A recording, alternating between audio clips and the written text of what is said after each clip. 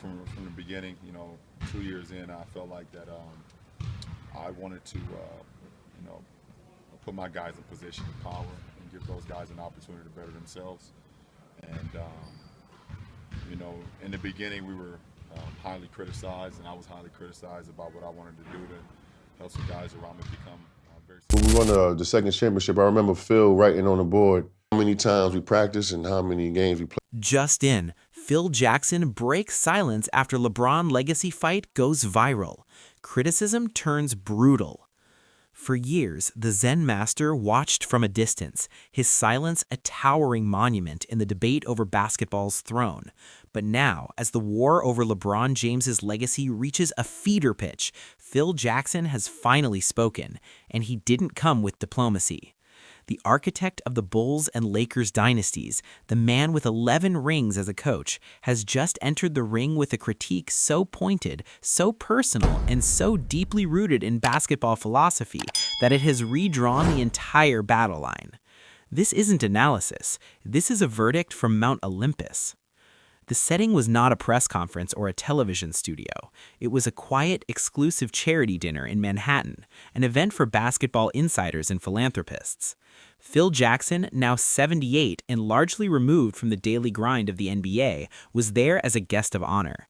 In a conversation meant to be off the record with a small circle of former players and executives, the topic, as it always does these days, turned to LeBron James.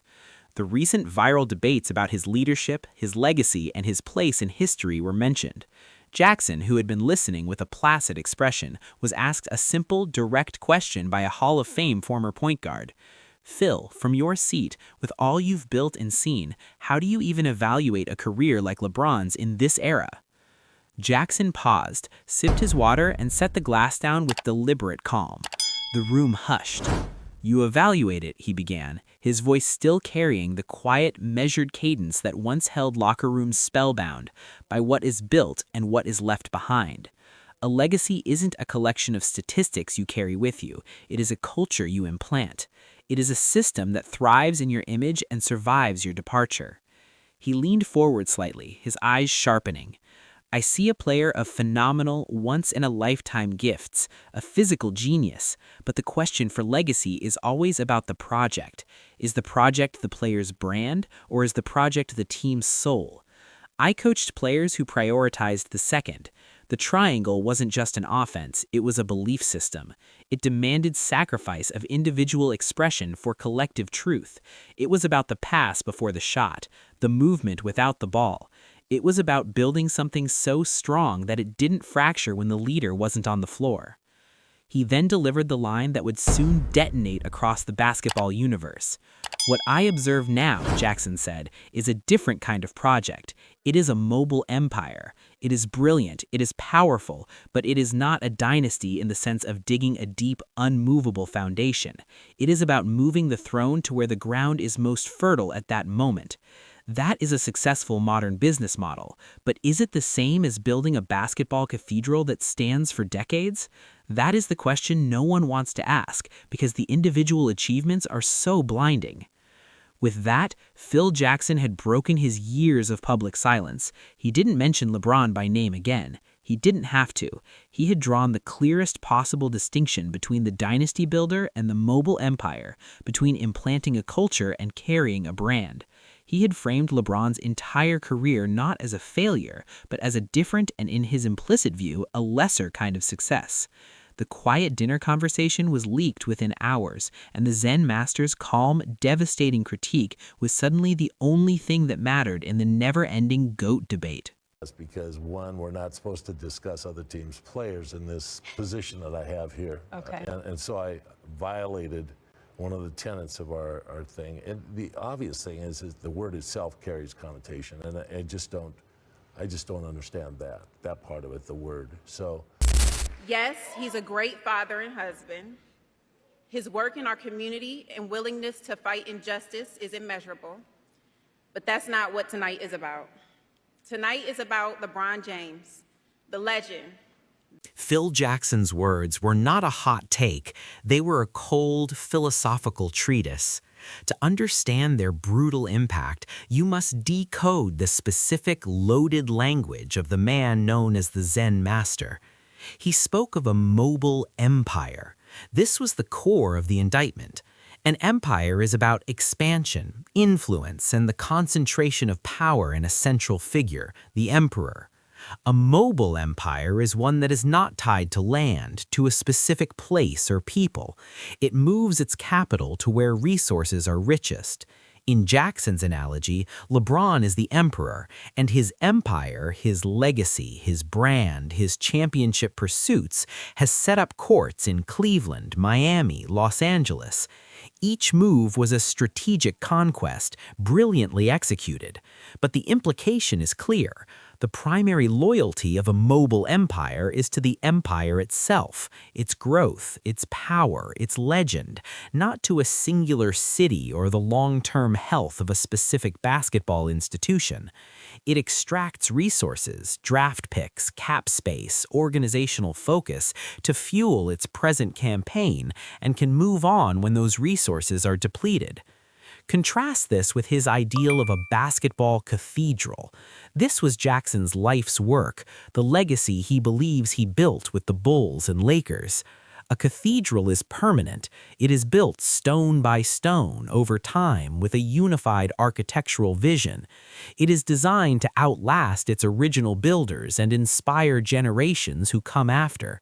It represents a system, the triangle, a culture, selflessness, collective responsibility, and a sustained excellence that becomes part of a city's identity.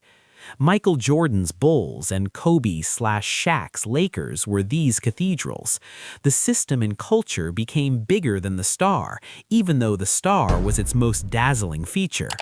When Jordan left the Bulls, the cathedral stood empty, but it wasn't dismantled. Its legacy was intact.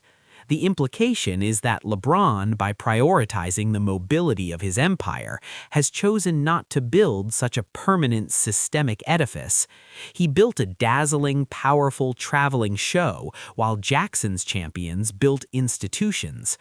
This framing is brutal because it shifts the legacy debate from statistics, where LeBron dominates, to philosophy and impact, where Jackson's argument holds immense weight. It asks, is the greatest legacy a mountain of personal achievements, or is it the creation of an immutable cultural monument? Jackson, by speaking, didn't just criticize LeBron, he changed the criteria for the verdict. That wasn't a basketball player confronting me. That was a parent. That was a father. And I can't sit here and be angry or feel slighted by LeBron James in any way in that regard. By all accounts, he's obviously... I'm not ready for LeBron to retire. Oh, damn. Breaking news. The immediate aftermath of Jackson's comments was a seismic recalibration of the entire legacy debate. The basketball world didn't just react, it fractured along a new philosophical fault line he had exposed. For the cohort who already viewed LeBron's team hopping with skepticism, Jackson's words were a sacred text. Former players from the 80s and 90s, analysts who prize loyalty in system basketball, seized on the mobile empire label as the perfect articulation of their long-held unease. "Phil just said what we've all been thinking but couldn't articulate," said one former champion turned commentator. "He's the ultimate winner. He's not hating, he's giving us the vocabulary to see the difference between a brilliant career and a sustained, rooted dynasty. It's about what you plant, not just what you harvest." They saw it as a dignified intellectual takedown from the sport's highest intellectual authority. Conversely, LeBron's defenders, and those who view his career as the apex of player empowerment, were furious.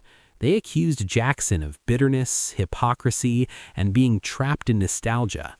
They launched a counterattack, pointing out that Jackson's greatest successes came with once-in-a-lifetime talents already on his roster: Jordan, Pippen, Kobe, Shaq, questioning how much cathedral building he could have done with the Cleveland Cavaliers roster of 2003.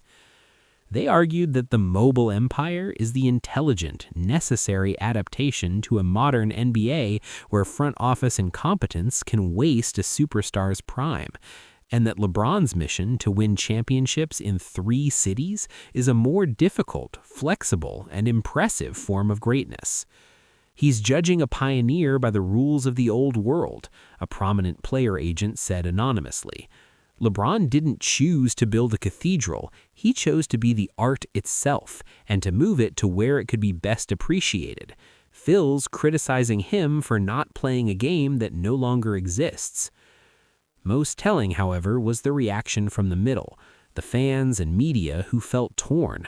Jackson's critique was so philosophically weighty that it couldn't be dismissed as simple hating. It forced a deeper, more uncomfortable conversation.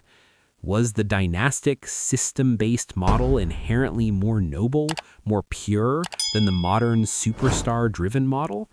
The debate was no longer about stats. It was about the soul of the sport. And Phil Jackson, with a few quiet sentences, had become the leading voice for the soul of the old one. You guys remember, some of you may remember, a number of years ago, Phil Jackson, I believe, was the team president of the New York Knicks, right? And they gave him an exorbitant contract for that role. I believe they gave him a $60 million contract at the time. And his tenure with the New York Knicks did not go well at all, right? They didn't go well at all. But beyond the fact that it didn't pan out from a front office standpoint, Phil Jackson made some headlines, a number. 2017 NBA Finals. What the hell was you doing? It's a tie ball game. Oh, why you ain't shoot it? I get the rebound. I got KD, who's 7 foot. He stick his hand up, he's 10 feet tall. Phil Jackson's words carried such devastating weight, not just because of his own 11 rings, but because he was the conduit for 2 ghosts he helped create, Michael Jordan and Kobe Bryant. His critique of LeBron's mobile empire was, by stark contrast, a tacit celebration of the cathedral builders he coached. The unspoken comparison hung over every word, and everyone heard it. Michael Jordan, the immovable foundation. Jordan's legacy is the ultimate cathedral in Jackson's analogy, 2 three-peats in Chicago. The system, the triangle, and the culture, ruthless, competitive, singularly focused, were built around him, but they also hardened into something that defined the franchise for a generation. Jordan didn't search for fertile ground. He made Chicago the fertile ground through sheer, relentless will and by buying completely into a collective system that demanded sacrifice. See Scottie Pippen's famously team-friendly contract. His legacy is inseparable from the city and the jersey. When Jackson speaks of a foundation, he is picturing Jordan's Bulls. LeBron's brilliance is undeniable, but in Jackson's worldview, he chose a different path, one of sovereignty over soil. Kobe Bryant, the dogmatic disciple. Kobe was Jackson's greatest and most frustrating project. He was the zealot who embraced the cathedral philosophy with a fanatical intensity. He fought for the system, battled with Jackson over its nuances, and ultimately came to embody the Lakers' culture of relentless pursuit. His 5 championships, especially the latter 2, are viewed as triumphs of system and will. Kobe's entire 20-year career with one franchise stands as the antithesis of a mobile empire. He weathered storms, demanded trades, but ultimately stayed and built his legacy in one place, through thick and thin, believing the struggle itself was part of building the monument. Jackson's comments implicitly uphold Kobe's choice of difficult permanence over LeBron's strategic mobility. By invoking the idea of building versus moving, Jackson didn't just criticize LeBron, he activated the legacies of his 2 most famous pupils as the counterexamples. He positioned LeBron's career not against statistical milestones, but against these 2 paragons of rooted, systemic dynasty building. The question became, is LeBron's greatness, for all its staggering volume, missing the sacred ingredient of suffering in one place to build something truly eternal? Jackson, through his silence for years, and his choice of words now, seems to believe it does. It's a big piece of it, actually. I don't have no problem with the Knicks organization. I wasn't here, so I don't know the insights and everything. I'm a fan of the game, as well. And it's great when the Knicks, the Celtics, and the Lakers are great in our league all at the same time. It's best for our league. So, but I don't have no. I would like you to rank these legendary basketball players from best to worst. Phil Jackson's re-entry into the debate has placed LeBron James in a public relations and legacy trap that is virtually impossible to escape. Any direct response only pulls him deeper into the quicksand. If LeBron or his camp responds defensively, they legitimize Jackson's framework and enter a philosophical debate they cannot win in the eyes of traditionalists. Arguing about the merits of a mobile empire versus a cathedral only reinforces that the dichotomy exists. It would make him look insecure, battling a 78-year-old legend on the older man's chosen turf of philosophy and legacy building. If he responds with aggression or dismissal, he risks looking disrespectful to a revered figure and, more importantly, confirms the accusation that he prioritizes his own empire over the game's traditions and elders. A tweet or a cryptic Instagram story would be seen as petulant, proving Jackson's point about a brand-focused mindset. His most likely path is stoic silence, the same silence he has employed during other storms. But this, too, plays into Jackson's hands. The Zen Master's critique is designed to be a slow-acting poison, a seed of doubt planted in the garden of public perception. Silence allows that seed to grow unchecked. Every future playoff loss, every moment of franchise turmoil with the Lakers will now be viewed by a significant portion of the audience through Jackson's lens. See, the mobile empire faces turbulence. A cathedral would have withstood this. Jackson has masterfully changed the subject from "Is LeBron the GOAT?" to "What kind of greatness matters most?" LeBron can't answer that question on the court. He can only keep winning. But now, even winning might be seen by some as just another successful stop for the empire, not the laying of a permanent cornerstone. Jackson didn't just criticize, he constructed a maze where every turn leads back to his original, damning point. The success that we had, but then there's always someone that lets you know how far we still have to go as African Americans. And I just don't believe that Phil Jackson would have used that same term if he was doing business with someone else, and working with another team or.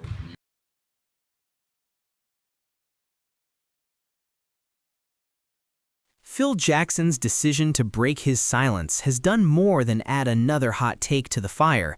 It has officially ignited the final, defining war for basketball's soul. A conflict between two irreconcilable definitions of greatness. This is no longer a barroom debate about stats and rings. It is a philosophical Cold War. On one side stands a vision of greatness defined by the cathedral. Its values are permanence, tradition, systemic sacrifice, and an identity forged through shared, prolonged struggle with a single city. Its icons are Jordan and Kobe. Its most eloquent philosopher is Phil Jackson. This view holds that true legacy is a monument you leave behind for others, a culture embedded so deeply it outlives you. It views the team as an immortal institution and the superstar as its most glorious chapter. On the other side stands the vision of the empire. Its values are agency, flexibility, global influence, and the sovereign power of the individual to transcend organizational limits and write their own narrative across multiple landscapes. Its defining monarch is LeBron James. This worldview sees legacy as a living, breathing, and movable story of personal conquest and influence. The team is a vessel for the emperor's ambition, a partnership of convenience in the pursuit of glory. Loyalty is to the mission, not the map. Jackson's brutal brilliance was to frame LeBron's entire career, the choices hailed as revolutionary, as a different and implicitly lesser category of achievement. He didn't say LeBron failed, he said LeBron played a different game. And in the eyes of the Cathedral builders, the game LeBron chose, while spectacularly successful, cannot produce the same sacred, enduring artifact. There will be no winner in this war, only a permanent divide. Future generations will choose their side based on their own values. Do they revere the loyal warrior who builds a fortress on a hill, or the brilliant king who conquers 3 different continents? Phil Jackson, the Zen Master, has thrown the final, weightiest stone into the pond of LeBron's legacy. The rings will still shine, the points record will still stand, but forever now, beside those achievements, will live 2 words: mobile empire. And for some, that will be the highest praise. For others, guided by Jackson's quiet voice, it will always be the faint, damning etch on the bottom of the crown. So, what is the final judgment? Was Phil Jackson's long-awaited critique a masterful, necessary correction to how we view legacy? A dose of philosophical truth from the sport's greatest winner? Or was it a bitter, nostalgic ploy to diminish a pioneer whose greatness operates by a new set of rules he helped create? Is LeBron's mobile empire the ultimate evolution of athletic power and intelligence? Or is it proof that even the most brilliant career can lack the foundational purity of a Jordan or a Kobe? The Zen Master has spoken. The battlefield is set. The debate is no longer about who is better, but about what better even means. Which kingdom do you pledge allegiance to, the Cathedral or the Empire? Sound off in the comments below. For the deepest analysis of the battles that define sports history, subscribe and hit the bell. We examine the war of ideas, not just the scoreboard.